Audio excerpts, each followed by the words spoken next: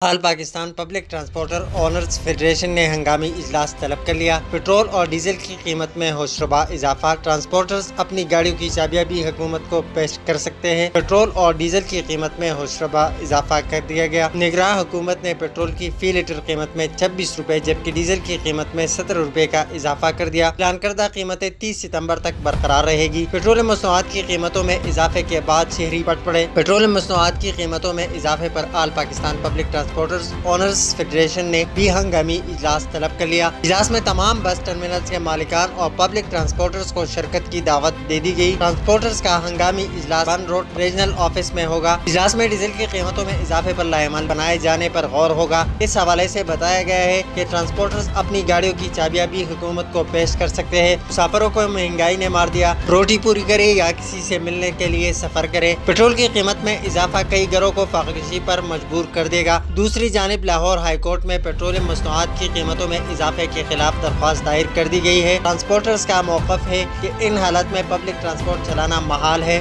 جس میں نگران وفاقی حکومت سمیت دیگر کو فریق بنایا گیا۔ درخواست میں موقف اختیار کیا گیا کہ پیٹرولیم مصنوعات کی قیمتوں میں 26 روپے اضافہ کر دیا گیا۔ قیمتوں میں اضافے سے مہنگائی کا نیا طوفان آئے گا۔ درخواست گزار نے نشاندہی کی کہ نگراں حکومت کے ایک ماہ میں پیٹرول 58 روپے مہنگا ہوا جبکہ ڈیزل کی قیمت میں 55 روپے اضافہ ہوا۔ درخواست میں استدعا کی گئی کہ عدالت پیٹرولیم مصنوعات کی قیمتوں میں حالیہ اضافے کے اقدام کو کالعدم قرار دے۔